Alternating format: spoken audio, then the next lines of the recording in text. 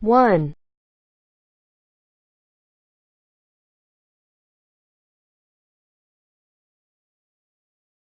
Despite the impressive final score, we saw the best and the worst of the 2017 Ravens. This was a crucial step in the Ravens' quest to snag an AFC wildcard spot. And whenever you go to Lambeau Field and pitch a shutout, it's hard to quibble. But make no mistake, we still saw most of the flaws that have kept the Ravens from becoming a surefire playoff team. The defense ended each of Green Bay's first 3 drives with a takeaway.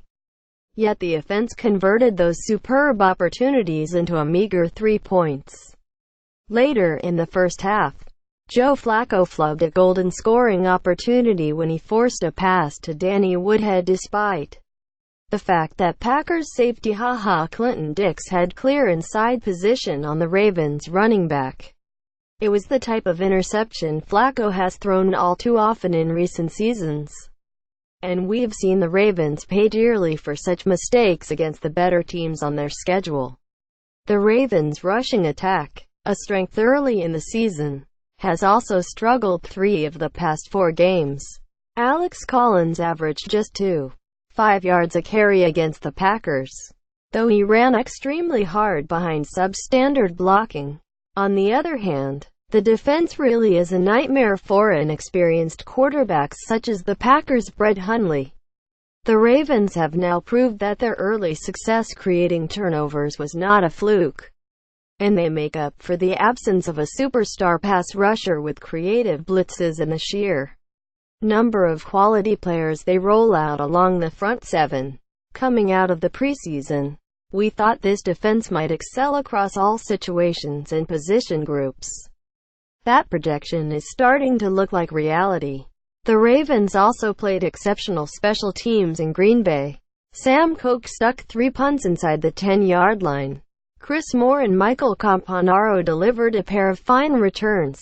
Justin Tucker was perfect. The Ravens have shown they can dominate mediocre teams with this blend of ball-hawking defense, top-notch special teams and spotty offense. The good news for them is that their remaining schedule is full of such teams. They'll play another one, the Houston Texans, next Monday night. The post-bye Ravens looked a lot like the pre-bye Ravens. But in this AFC, that might be enough, too. Despite the uneven offensive performance, the receivers showed signs of life.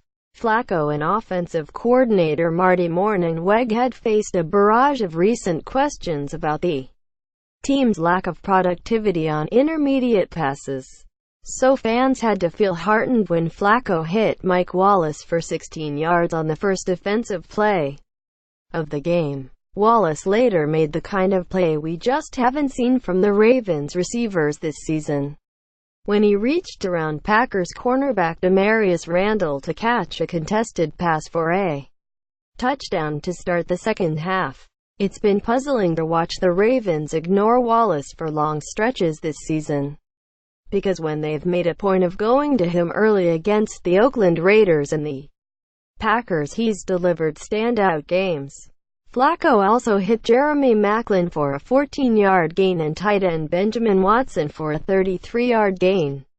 That set up Wallace's touchdown. He generally threw well when he set his feet, completing 22 of 28 attempts. This obviously wasn't a high-powered defense. Flacco still averaged just 6.5 yards per attempt, which would rank 28th in the league if it were his season rate. But with Wallace and Maclin healthy and Danny Woodhead back in action, the passing attack at least approached competence. 3. Ronnie Stanley is among the team's most indispensable players. With Stanley out because of a concussion, the offensive line struggled to one of its worst performances of the season. Because Stanley protects Flacco's blind side, we tend to think of him primarily as a pass blocker. He's also grown into an excellent run blocker this season. And with James Hurst filling in at left tackle, the Ravens suffered in both areas. Hurst is a decent guard and a handy utility lineman, but he's always been overmatched when forced to play against the opponent's best edge rushers.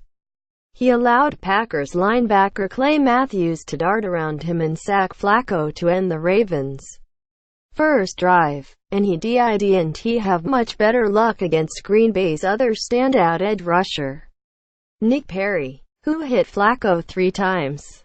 Hurst wasn't the only culprit. Packers linebacker Kyler Fackrell beat right tackle Austin Howard to the inside for another sack just before halftime, and Collins was hit early almost every time he touched the ball, though he made the most of what little running room he had. With Marshall Yanda out, Stanley is the clear star of the line. When he's on the sideline, the whole unit destabilizes. 4. Willie Henry has quietly established himself as an important defensive contributor. Henry didn't play as a rookie and seemed in danger of becoming a forgotten man in the Ravens' deep pool of defensive linemen. Then he morphed into a key player overnight when the Ravens lost Brent Urban for the season. Henry has generally made the most of that opportunity without racking up attention-grabbing stat lines.